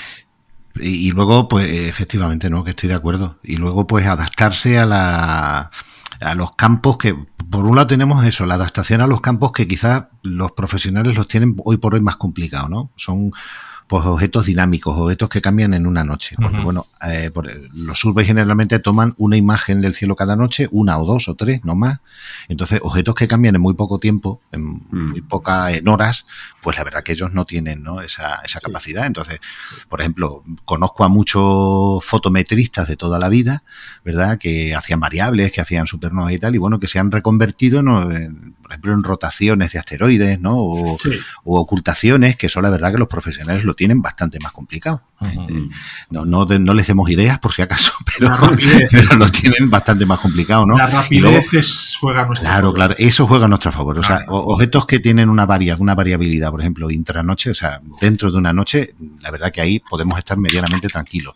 Y luego cosas como exoplanetas, ¿no? Que en fin, que desde que lanzaron a TESS, pues parece que también todos al paro de nuevo. Pues luego resulta que, por ejemplo, TESS tiene una resolución. Porque es un teleobjetivo en órbita. Claro, es que es horrible. O sea, tiene 21 segundos de arco de resolución. Entonces, muchas veces se necesita que... O sea, se detecta que hay un exoplaneta, pero no se sabe si es en esa estrella o en otra. Sí, yo en este proyecto he trabajado con varios... En fin, para TESS... puedo decir que he colaborado a descubrir un par de exoplanetas. Toma. En fin, el trabajo duro lo ponen ellos y nosotros hacemos el trabajo rutinario de analizar todas las estrellitas que caben en estos 21 segundos de arco, a ver que no sea alguna otra variable por ahí que esté engañándonos, ¿no? Pero sí, este es uno. Entonces, esos son esos nichos a los que yo me refería, ¿no? Sí. O sea, los huecos que van dejando para lo que se refiere a nuestros trabajos tradicionales de fotometría, por ejemplo, pues eso, saber ir buscando los huecos donde todavía las aportaciones pueden ser importantes. Y antes Ramón comentaba pues lo de Exoclock, por ejemplo, ¿no? Que siguen pidiendo datos, necesitan actualizar efemérides, hay cambios a veces, ¿no? Y entonces pues es importante. O sea, que sí que es eso, saber reinventarse, adaptarse, ir buscando huecos y luego pues estar pendiente de las nuevas tendencias, ¿no? De las nuevas cosas, pues, estas alertas, por ejemplo, en las que nosotros estamos participando y que cada vez veo que son más frecuentes, por ejemplo, en la APSO, ¿no? Esto de que un astrónomo profesional tiene tiempo de observación con el Hubble y necesita tener datos fiables de grupos así que tienen una solvencia más o menos reconocida, pues para avisarles si cuando el Hubble va a observar no está en estallido ese objeto, ¿no? Entonces, pues sí, la verdad que nosotros ahí seguimos siendo útiles y ya digo, no solo ya porque nosotros estemos en una campaña así, sino porque veo que en la APSO es frecuente, por ejemplo, ¿no? Que profesionales digan, para finales de diciembre nos han dado tiempo, necesitamos por favor que se le haga un seguimiento y además si se multibanda, ¿no? O sea, con todos los filtros posibles y la verdad que ahí también seguimos siendo útiles. Entonces, bueno, con eso corrige un poco ese bajón que un poco he tenido yo durante rachas, ¿no? Joder, es que de verdad, ya estaba viendo y construyendo nuestras curvitas de luz, ¿no? De supernovas día a día. Mira, hay 3 medidas nuevas, las voy a poner a ver qué sale. Y me daba por probar en ZTF, por ejemplo, ¿no? En este survey, digo, a ver qué tal. Digo, ostras, madre mía, por Dios, qué pasada de curva de luz, ni una. Claro, y digo, entonces, ¿para qué hacemos esto? Bueno, primero porque nos divierte y nos gusta, ¿no? Pero bueno, que seguimos encontrando huecos y esa es un poco la conclusión optimista que yo he conseguido meterme en la cabeza, ¿vale? Ahora, por otro lado, no niego que cada vez es más difícil, ¿eh? Eso lo tengo yo claro que sí es cierto, ¿eh? Cada vez es más difícil, ¿eh? O sea, antes había campos que eran casi exclusivamente nuestros. Sí. Y cada vez es más difícil, hay que saber buscar los huecos. Yo sabéis que pienso cada vez que hago una observación ahora. Pienso, bueno, esta observación es única y solamente la he hecho yo, ¿sabes? No existe otra como esta en el mundo. Claro que esto al final te anima también a seguir adelante, pero lo cierto es que bueno, que sí. Oye, habéis dicho... Perdona, Nacho, es que te había perdido, dime. Digo que salvando las diferencias, yo creo que la comunidad amateur va a seguir siendo de utilidad y bueno, y como decía Juan Luis, adaptándonos a lo que venga y adaptándonos a nuevos objetos, a nuevas técnicas, pues vamos a ver, el trabajo, la continuidad yo creo que está asegurada, que no veo estos grandes surveys y esta cantidad de datos, el big data que hay ahora astronómico que generan estos proyectos, no lo veo una amenaza para el amateur, sino que lo veo quizás una oportunidad. Podemos sacar cosas buenas de eso también. Seguro. No, yo iba a destacar que, a ver si lo hemos entendido bien, aquí hay 2 puntos, ¿no? Uno, es muy interesante en aquellos casos en los que la cadencia de datos es importante, ¿no? Y son cadencias mucho más elevadas de las que tienen acceso los profesionales, porque al final es lo que comentabais, ¿no? Aunque hablemos de Vera Rubin, pero su tiempo es limitado igualmente. Por tanto, en aquellos objetos en los que una observación cada n, y ese n es muy bajo, pues va a seguir siendo interesante. Sí. Y otro es el hecho de confirmar, ¿no? O de generar datos de soporte para poder contrastar, etcétera, que también me gustaría que me explicarais un poco en ese marco qué importancia tiene para los profesionales. Pero esos 2 criterios son los que abren ventanas, ¿no? Por así decirlo. Yo creo que has resumido muy bien, al menos lo que yo tengo en mente. O sea, es un poco el planteamiento que yo con el que me he intentado convencer de que nuestro trabajo todavía puede ser útil. ¿Vale? Sí, es así, es cierto así. Y eso siempre en el supuesto caso de que la comunidad científica, porque al final científicos también los hay y las hay limitados, no son infinitos, no cojan esa deriva que comentábamos con Ángel, ¿no? que se están volviendo analistas. Es decir, al final, venga, ¿qué vamos a hacer hoy, ¿no? ¿A qué voy a dedicar mis próximos 10 años? Cojo una base de datos increíblemente grande y claro, es lo que comentábamos con él, ¿no? Que quizás su estudio derive más hacia caracterizar tipos que una cosa como muy concreta, ¿no? Más de nicho. Pero ahí abro una ventana para el debate, ¿eh? Quizá nuestro papel podría ser más proactivo en ese sentido. No, digo porque habéis dicho nos ven, no nos ven, nos respetan, saben el trabajo que hacemos, pero a ver, no me vais a negar que el papel de esos locos que miran para arriba, y algunas locas también, es un poco cierto. Es decir, estamos a verlas venir, ¿no? Y a ver si alguien valora el trabajo que se hace, cuando al final quizás se tendría que motivar al revés, ¿no? Ponerlo un poco más en valor o no sé, ser vosotros que proponierais cosas. Este tema, Pep, es un tema frecuente en los congresos y en los encuentros que hacemos, sobre todo cuando hay profesionales. Recuerdo un debate intenso que mantuvo Ramón en Huesca, ¿no? No fue en Huesca, ¿verdad, Ramón? Creo que sí. Sobre este tema, ¿no? Sí, es un tema candente. Es un tema candente, sí. Bueno, y Jordi Lopesino ha sido también muy activo, ¿no? En este tipo de un poco de poner en valor nuestros trabajos, sí. Aquí yo creo que es una de las asignaturas pendientes grandes. Sí, yo creo que todavía, por ejemplo, la comisión PROAM que se creó en la SEA, su objetivo era más que otro, ¿no? O sea, hacer como de nexo de unión entre profesionales y amateurs, pues todavía tiene trabajo por delante, todavía tiene trabajo que hacer, porque al final sí que se hablan de proyectos, Ángel habla de proyectos, pero al final son 2-3 proyectos los que han surgido de ahí, ¿sabes? Por lo menos que se han publicado dentro de la SEA. Entonces, quizás en lo que no se ha acertado es en el mecanismo, en la manera, en la forma de poder. Sí, es que la SEA empezó seguramente con buenos propósitos y tal, pero y la cosa va mejorando, pero muy, muy, muy despacito. Y la verdad es que al principio era muy frustrante ver que igual hacían un congreso y claro, ellos son profesionales y el congreso que era para participación de aficionados, que era el miércoles, el jueves y el viernes. ¿Por qué? Porque ellos no van a hacer algo un fin de semana. Sí. Bueno, claro, pues, y con esa perspectiva dices, pues vale. Ahí lo tienes, no están ayudando tampoco. A ver qué aficionado hay, que cualquier aficionado pues tiene otro trabajo. que pueda Sí. decir, no, señores, mire, no voy a trabajar porque voy a un congreso de astronomía. Le dices a tu jefe, no, oye, que yo lunes, martes y miércoles no vengo porque voy a un congreso. Digo, vale. Yo Claro. voy a dar una de cal y otra de arena sobre este tema. A ver, ya que hablamos del asunto. Por un lado, tiendo a entender por qué no es más frecuente en España esa cooperación, ¿no? Yo sé que hay buenas intenciones por parte de mucha gente de la SEA y me consta, ¿no? Porque yo he ido a todos los congresos ProAm y sé que hay gente muy motivada. El propio Ángel es uno de los muy motivados en este asunto. Que no se ha materializado, como decía Nacho, no se ha materializado muchas veces en nada concreto. Son intenciones, ¿vale? Yo creo que también hay que entender, por lo que decía al comienzo, la comunidad profesional española tampoco es tan grande. Quiero decir, España es un país puntero en astronomía, en investigación, ¿no? Tenemos grandes observatorios y tenemos enormes profesionales, pero tampoco es que estemos hablando de cientos y cientos de astrónomos, ¿no? Que además tienen una estructura que les permite que haya personas dedicadas exclusivamente a esto. Sí. Entonces, lo que se hace es por la buena voluntad de algunos, ¿no? Porque creen en esto y saben también que para ellos es proactivo, ¿no? Es decir, que haya a nivel social, ¿no? Un interés por lo que ellos hacen, pues eso les beneficia también, evidentemente, ¿no? Y ellos quieren estar, ¿no? Ahí en esto.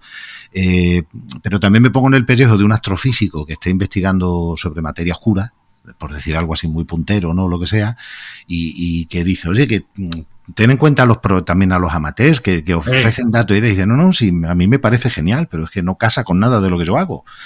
¿Sabes? O sea, ¿cómo encaja lo que hace un tipo con un...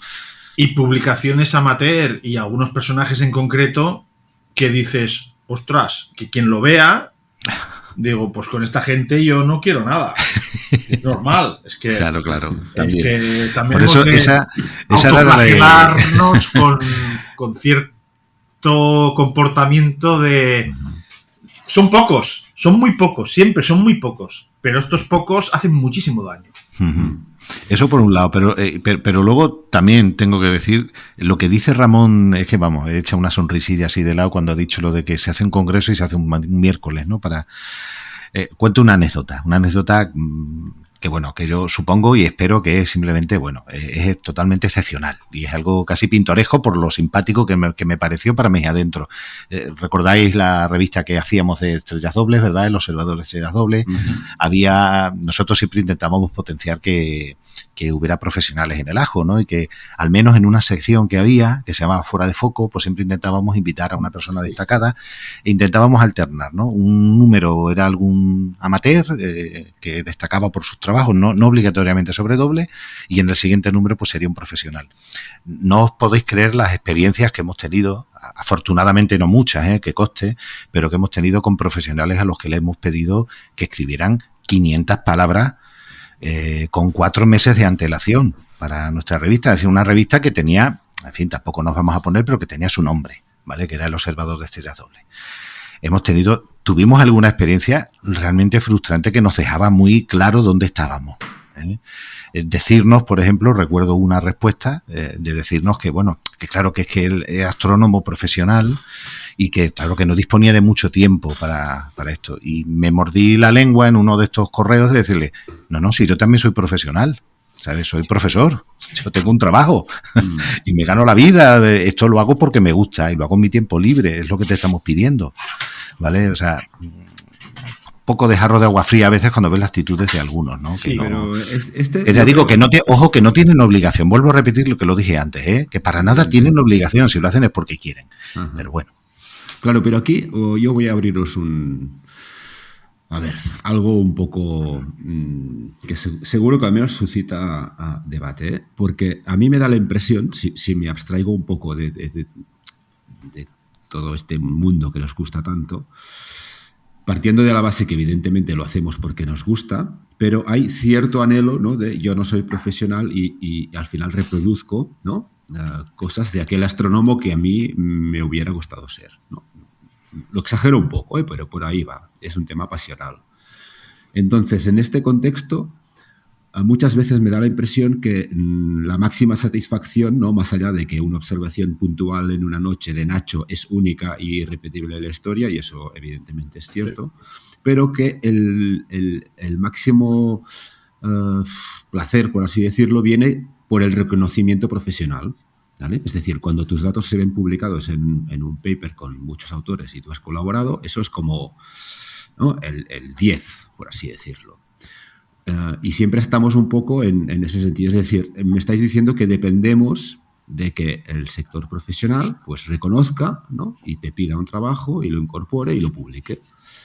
Pero ¿por qué no puede darse al revés? Porque antes Ramón estaba hablando de que hay gente en el mundo que se ha agrupado para recoger fondos y lanzar un cacharrito al espacio, ¿no?, con otros objetivos en ese caso. ¿Os constan a vosotros experiencias en las que el sector no profesional acabe motivando un estudio en concreto, pues yo qué sé, becando a un profesional, por ejemplo, ¿no? ¿Os imagináis ese escenario en el que un profesional trabaja en una institución sin ánimo de lucro, liderada por astrónomos no profesionales que seleccionan con un comité qué objeto quieren estudiar y generan datos? Y no sé si estoy diciendo una locura, ¿eh? Pero... Bueno, esto es muy del siglo XIX. Sí. Sí, claro, sí, exacto. Sí. Esto es muy del siglo XIX, que los pudientes, los millonarios, montaban observatorios y contrataban a un astrónomo profesional para que hiciera descubrimientos esos. Pero no es un tema de millonarios, es un tema de mucha gente, ¿eh? Sí, pero bueno, pero vamos a ver, el sentido es el mismo, ¿sabes? Al final, el principio es el mismo, es que un particular o un aficionado contrata a un profesional para llevar a cabo una serie de trabajos. No, pues yo le digo en el sentido de que a ti lo que te gusta es generar ciencia. Uh-huh. No es tu primera o tu principal actividad profesional, pero lo que aspiras es a generar datos de valor científico, ¿vale? Uh-huh. Tú tienes un papel y unas capacidades, y una persona que tiene una formación académica X y una especialización tiene otras posibilidades. Y lo que nos gusta es juntarlo, ¿no? Al final. Yo creo, Pep, que el único escenario en el que hoy eso es posible, igual estoy equivocado, pero creo que el único escenario en el que es posible es si detectas algo nuevo, ¿vale? Si detectas algo nuevo que tiene que es inusual o que tiene cierto interés, sí puede hacer el camino a la inversa, es decir, que del aficionado va al profesional y el profesional pues cambia su plan de observación para seguir eso. Sí. Creo, o sea, sí, yo que sé. No, pero yo no lo decía a un nivel tan circunstancial, sino algo bien asentado. Es decir, institucional. Hay una agrupación con mucha gente, ¿no? Ahí requeriríamos, o sea, necesitaríamos estructura, necesitaríamos casi una dedicación casi plena. O sea, tener, mira, la APSO, siempre me refiero a la APSO, ¿vale? Porque quizás es un poco el paradigma en este tipo de temas. La APSO, ¿cómo la definimos? ¿Es profesional? ¿Es amateur? Ellos dicen que son semiprofesionales o amateur profesional. Uh-huh. ¿Vale? La APSO sí tiene una estructura, tiene personas que trabajan para ella, es decir, que reciben un salario por trabajar ahí. Entonces, por sí, la APSO genera, o sea, las observaciones de la APSO generan que profesionales observen los datos y a partir de ahí hagan trabajos, ¿no?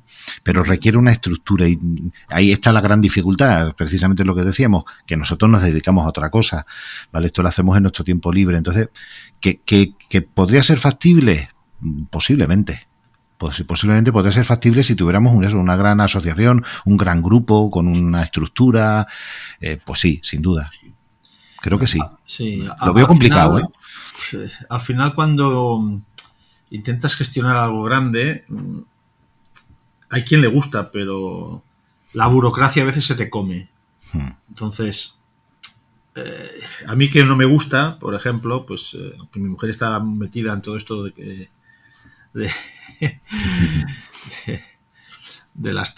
coordinar, pues la astronomía. Ostras, yo veo que hacen unas reuniones, están horas hablando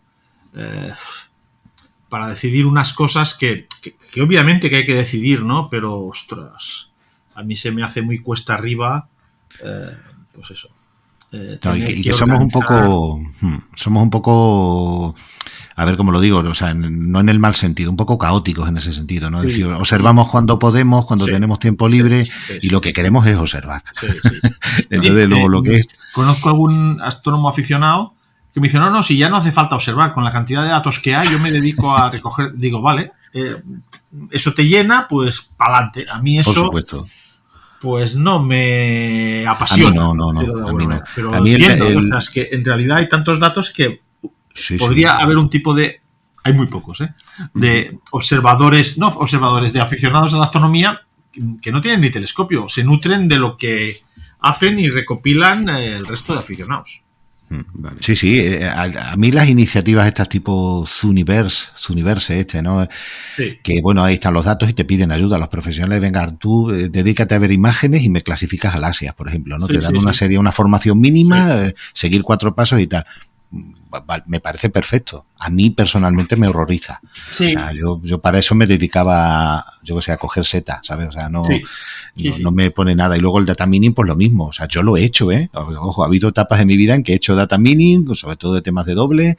Y bueno, ahí están unos artículos que publicamos con descubrimiento de 1000 nuevos sistemas binarios, ¿vale? Perfecto. Pero realmente a nosotros lo que nos gusta es, por lo menos a la gente así que yo conozco cercana a mí, lo que nos gusta es observar y obtener nuestros propios datos, ¿no?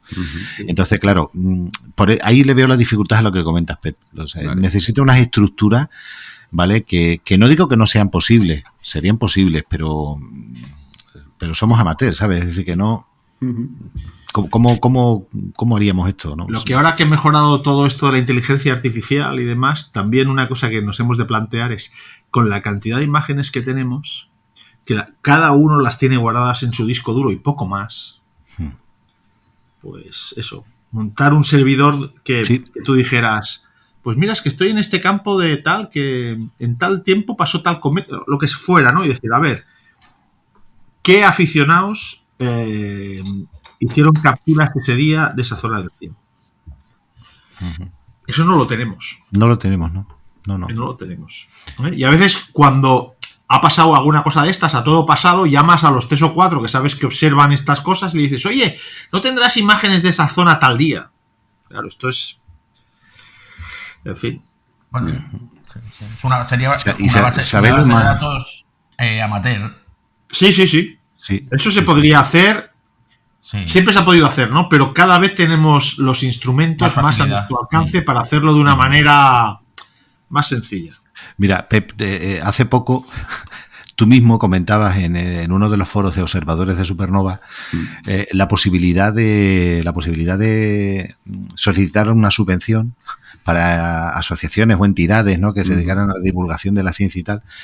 Y recuerdas lo que te respondí. O sea, Observadores de Supernova es un grupo más o menos establecido, ya casi con 10 años, ¿no? De trabajo conjunto, pero jamás nos hemos planteado organizarnos como estructura formal. No. De hecho, te decía que nos vendría bien, porque ese dinerillo aunque solo fuera para comprar un dominio, como decía yo, ¿no? Para nuestra página web. Pero la verdad que somos un poco ácratas en ese sentido, nos gusta ir mucho por libre. Es que luego os quejáis, luego estáis por libre de decir, mira, a mí no me metas en jaleos ahora de... Y lo tuvimos cuando Ramón, Rafael Benavides y yo hablamos de lo de observadores de supernova, eso hace 10 años, de por qué no hacíamos algo, tuvimos muy claro que de hacerlo sería algo así, sin una estructura ni una entidad, ¿vale? O sea, Juan Luis, si funciona no lo toques. Sí. Y hay cosas, es que todos tenemos, pues eso, experiencias de las burocracias de las diferentes agrupaciones, etcétera, y bueno... No, al final es lo que le mata a las instituciones, eso, la burocracia. Sí, pero a veces... Sí. Y luego, lo que es bueno en grupos como el nuestro, que somos personas muy diferentes, muy diversas, y vivimos en lugares muy lejanos. Sí. Es cierto que hoy, evidentemente, la distancia ya no es un problema. Pero, a ver, no es un problema, pero tampoco te hace que sea... Es decir, si tuviéramos un contacto diario, viviéramos todos en la misma ciudad y tal, pues igual sería más fácil lo de tener un local donde reunirse, hacer una estructura organizativa y tal. No, ya digo, es un poco... Estamos ahí dispersos, somos como nodos, ¿no? Que estamos cada uno en un lado, bueno, y coincidimos en unos foros, en unas propuestas de trabajo, pero... Sí, antes era... Que eso es quizá un mal que les pasa a las agrupaciones. No digo que no tengan sentido las agrupaciones astronómicas, claro que la tienen, ¿no? Pero así en general, yo miro lo que me pasa en la mía. En la mía yo voy una vez al año a hacer un cursillo de cometas y asteroides y del sistema solar, básicamente. Y la única gente joven es la que se apunta, entre comillas lo de joven, a estos cursillos. El resto de las agrupaciones se ha quedado un poco como pues un lugar casi de jubilados, con todo el respeto, ¿eh? O sea, porque, en fin, sí. Cada vez estoy más cerca. Y ves que la gente joven, que es la que nos cuesta de captar, va por otro lado. O sea, la gente joven pues contacta por internet, igual algunos sí que aprenden a manejar los telescopios, pero quedan bastante aparte de las agrupaciones. Sí. La verdad que malos tiempos para las agrupaciones, sí. Bueno, pero al final también esto es un cambio. Es decir, antes el único medio para encontrarte con frikis como tú era ir a una asociación. Sí. Hoy en día no, por supuesto, sí. Si comparas, y mucho mejor ahora, o sea, para nuestras cosas, la cantidad de información y la facilidad, ¿no? O sea, el que estemos aquí nosotros cuatro, cada uno en un lugar, grabando un programa de radio, piénsalo en los años 80. O sea, sí. ¿Sabéis lo más curioso de todo esto? De si nos íbamos o no nos íbamos al paro y de cómo nos hemos tenido que reinventar y reconvertirnos y cada vez más. Lo más, a mí personalmente lo pienso a veces y me hace gracia, que yo no lo vi venir. Yo sabía que iba a haber desde Hiparcos, desde que se lanzó, ¿no?, la misión esta del satélite Hiparcos, dije, a partir de ahora va a haber de estos uno cada década que va a ser cada vez más revolucionario y tal. Entonces, bueno, yo TESS, Gaia y demás me lo podía imaginar. Pero lo que nunca pude imaginarme era que los profesionales montaran observatorios con equipos de aficionados. Sí. Y se dedicaran a obtener datos de todo el cielo todas las noches. De verdad que jamás lo pensé. Yo siempre me digo, a ver, los profesionales lo que quieren es telescopios cada vez más grandes y lo que quieren es observar cosas, imposibles de observar para el común de los mortales. Y luego resulta que empiezas a ver que te ponen en batería 10 telescopios de 20 centímetros y ala, a comerse el cielo. O sea, yo creo que el tema empezó por el tema de los asteroides, de esto de la protección planetaria, que vieron que hay que hacer. Pues claro, eso era un coto de donde, sobre todo los aficionados, y dijeron, no, claro, es que esto montamos aquí 4 telescopios que observen cada día, montamos otros 4 aquí, otros 4, no hace falta unos diámetros muy grandes. Claro. Y ya no dependemos de nadie. Y ahí está el Pan-STAR, o sea, que mandó, como decía Julio, mandó al paro a todos los observadores de asteroides y demás. Linear, claro. Pan-STAR, Loneos, hay unos cuantos ahí que dices, ostras. Sí, ahí sí que se copiaron, de nosotros. De verdad que yo jamás lo hubiera pensado, que la Universidad de Ohio iba a coger una batería de 10 telescopios de 15 centímetros con una buena CCD y montaba 4 observatorios, 2 en el hemisferio norte, 2 en el hemisferio sur, y ahí tienes a SAS-SN. Sí. Bueno, al final han cambiado potencia por repetitividad, ¿no?, de las observaciones. Efectivamente. Sí, siempre he pensado que estamos, pues eso, a una distancia de los astrónomos profesionales enorme, pero esa distancia un poco se mantiene, porque ellos, pues, se mantiene y en algunos casos se reduce, pero vamos, se mantiene, ¿no? Se inventan la CCD. Ostras, cuando la CCD llegan a los aficionados, resulta que con telescopios de juguete se logran unos resultados que antes hacían falta telescopios de algún metro. Claro. Eso, innovación abierta, eso. Los propios profesionales se dan cuenta, es que para descubrir Plutón y tal, en fin, eso se pasaron un montón de tiempo fotografiando y estaba, no al límite, pero casi. Hoy en día, magnitud 14, 15 no tiene ningún misterio. Y lo haces con un telescopio de juguete. Entonces, claro... ¿Sabéis las posibilidades han cambiado? La magnitud a la que se espera que llegue el Vera Rubin, 26, 27 magnitud, o sea, en tomas normales, o sea, tomas únicas, 26, 27 magnitud. Y yo insisto que aún falta mucho, sobre todo porque la comunidad amateur de astronomía no es como la de radio. Pero que en el futuro, a medida que el espacio esté más al alcance, que habrá grupos de aficionados. Pues mira, yo es que esta agrupación tiene unos telescopios en la Luna. Pues eso no lo veo descabellado. Ahora sí, o sea, no estoy diciendo que esto pasará mañana, pero... No. Pero al ritmo que vamos, al final la observación solamente se podrá hacer desde fuera de la atmósfera. No. Sí, por los aficionados serán aquellos que esa agrupación, que mira, hemos reunido fondos y tal, y que pues tenemos un de esto que tiene tal parcela en la luna y ahí ha colocado. Sí. El gran hándicap, están ahora muy preocupados, ya que he hablado varias veces del observatorio Vera Rubin, ahora están súper preocupados con las constelaciones de satélite. Claro. ¿Vale? Que pero eso acaba de empezar. Tiene un campo tan amplio, o sea, claro, pues les van a salir. Sí. Y hay mucha de esto. No, es que fíjate, Elon Musk, que está como una cabra, así es lo que queráis. Pero es que luego vendrá la China, que está también con su...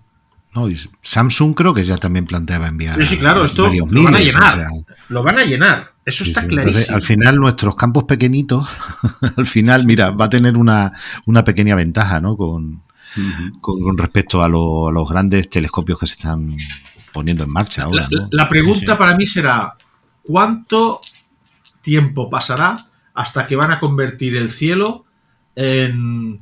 incluso desde los sitios más oscuros, en tan brillante como en la ciudad? Lo que digo parece muy exagerado, pero no es exagerado. No es exagerado que va. Es que igual llegará un momento que dices, bueno, es que desde la Tierra la observación astronómica en luz visible, como que... Sí. Bueno, solamente nosotros que ya tenemos cierta edad, yo recuerdo perfectamente, y lo recordaréis vosotros, hace 40 años... no tenía nada que ver la iluminación que había en las grandes ciudades con lo que hay ahora. Por ejemplo, yo vivo en Barcelona y os puedo asegurar que nada que ver, porque yo no me he cambiado de sitio, o sea, vivo en el mismo sitio, en la misma calle. Y yo os recuerdo que hace 40 años salía a la calle y veía el cielo perfectamente oscuro, completamente, en Barcelona, y ahora no lo ves nunca. Sí. Sí, hay fotografías de Aster hechas en placas de vidrio. Sí. De hace un montón de años, que estaba en Paseo de Gracia, Aster. Y estaba en Paseo de Gracia. En el centro de Barcelona. Ahora es imposible, ya vamos, seguro, No, porque a simple vista no ves ni una estrella ya en el centro de Barcelona. No sé qué habrán hecho con ellas. Hablábamos hace tiempo de digitalizarlas, por lo mismo, por tener un archivo que son brutales, y del sol, pero bueno, en fin. Es que el mal es que todos en general tenemos muchísima información guardada en nuestros discos duros, y eso es una pena que esté ahí guardado. Que es que el 90% no tienen utilidad. No, pero basta con que se pudiera compartir para que, tener un acceso rápido y fácil. Sí. Muy bien. Porque además todos los datos cada vez... Ahora nos puede hacer pues que tengo 3 teras. 3 teras ahora parece un montón, y dentro de unos años 3 teras, pues bueno, será un tamaño insignificante de archivos. Bueno, a todo eso queda clarísimo que al final estas movidas tienen el perfil que tienen porque se decide que tengan ese, y al final es lo más agradable y lo más fácil para todo el mundo, ¿no? Pero luego eso choca un poco con lo que decíamos, ¿no? El concepto de visibilidad hacia los profesionales, ¿no? Y demás retos que hemos ido comentando, sin ser pesimistas, que ya estábamos cogiendo aquí una deriva, porque nos gusta ver el futuro negro. Pero aquí hay un tema, bueno, lo digo para ir acabando, porque al final, si no, nos alargaremos mucho, y tú, Juan Luis, tienes una cita a las 12, creo.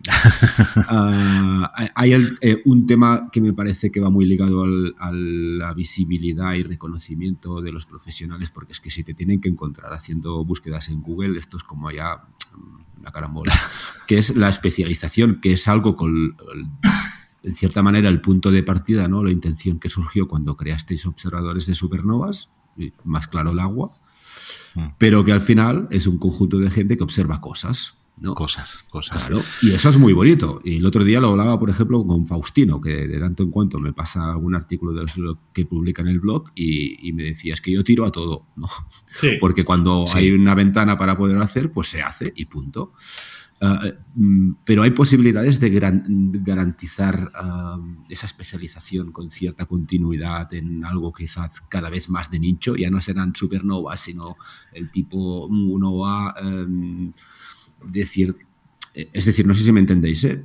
Sí. Si ese es el camino o no, porque a partir de ahí... Yo creo que el camino es, y dicho por mí, pues puede parecer que lo digo por la parte que me toca o por la parte que nos toca. Yo creo que tú creas un grupo de observadores, ¿vale? Sí. De gente que comparta un método de trabajo y una filosofía y tal. Tú dedícate a hacer un trabajo lo mejor posible y súbelo a algún sitio. Sí. ¿Vale? Déjalo ahí. Yo no te digo que te vayan a llover ofertas y que continuamente, pero de vez en cuando a alguien le va a llamar la atención. ¿Vale? Yo creo que esa es una de las formas posibles.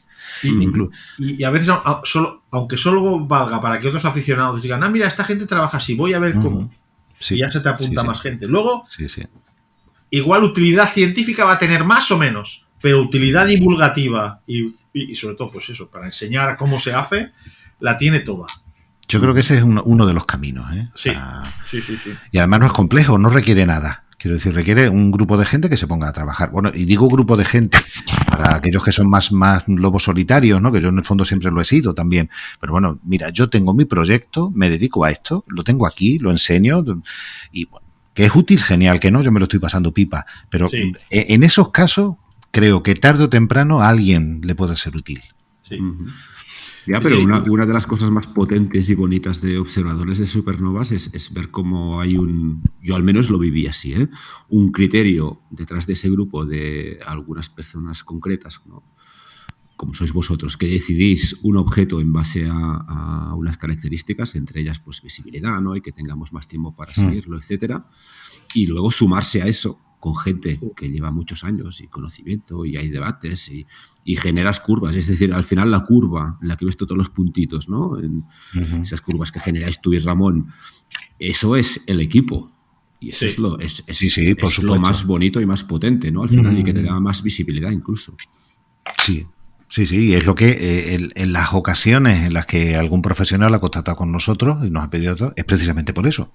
Porque ha visto una serie de datos coherentes, y además con la suerte de, pues eso, ¿no? La suerte de que yo vivo en Badajoz, pero otro vive en Barcelona y otro vive en el norte de Italia. Entonces, bueno, pues igual aquí está nublado, pero allí no, y entonces tiene continuidad y bueno, y luego multibanda, que eso también cada vez es más apreciado por los profesionales, que Ramón tiene los filtros de Sloan, que otros tienen los filtros de Johnson.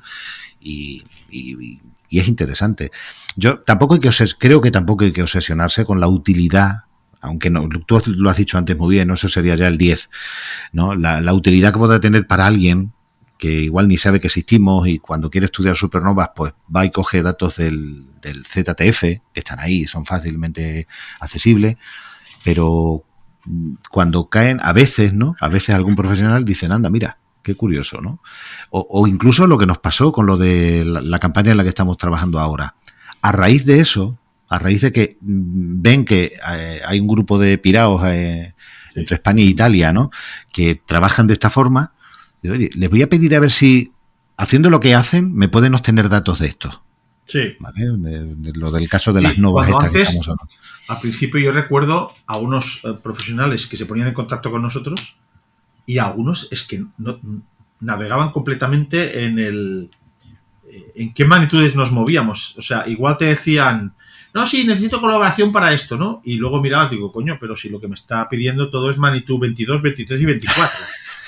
Y lo contrario, ¿no? Es que te preguntaban, ¿porque vosotros a la magnitud 10 llegáis? Digo, hombre, sí. O sea, el desconocimiento era apabullante. O sea, te podían pedir un imposible o te podían pedir algo que decías, ostras, humillante casi. A ver, que hacer fotometría de cosas brillantes cuesta, tiene otros problemas, pero quiero decir que el desconocimiento era abismal. Muy bien. Muy bien, chicos. Ya nos queda. Dime, Juan Luis. Yo, si quieres, termino con una. Sí. Ya que veo que estamos con una buena noticia, venga. Con una noticia esperanzadora, efectivamente. Venga. El encuentro de supernovas que tuvimos en Madrid, ¿vale? El primer encuentro, la primera vez que nos pusimos cara a mucha gente, ¿no? Algunos que no suelen ir a los CEA, ¿verdad? Los congresos estatales y demás, que tuvimos en Madrid. en la comida de ese encuentro tenía a un lado a Ana Pala, a la astrofísica esta, ¿no? Con la que estamos trabajando, y enfrente de mí a Julio Castellano, ¿no? He contado antes ese bajón que me dio después de aquel desayuno, ¿no? Con Julio, pero recuerdo lo que le dijo Julio a Ana en esa comida, ¿no? Eso fue minutos después de que Ana nos contara por qué es útil nuestro trabajo. Y Julio le dijo: me has devuelto la fe. Dice, pensé que nuestro trabajo ya no servía para nada. Dice, y gracias a cosas como esta que nos has contado, dice, veo un rayo de luz. O sea, estoy aquí citando a Julio sin estar el presente, pero fue así, tal como se dijo. Y sí, es cierto, quedan destellos de luz todavía, ¿vale? En los que podemos... Hacen falta más desayunos con astrónomas. Y ya está, ¿no? Claro. Di que sí. Claro. Muy bien. Pues nada, lo que decíamos, que lo dejamos aquí y lo retomamos cuando queráis. Y algún día será interesante ponerle nombre y apellidos a alguno de esos nichos interesantes y destellos de luz que se abren. Sí, hombre, ¿no? A objetos, a personas, y eso lo podemos trabajar, si queréis. Sí.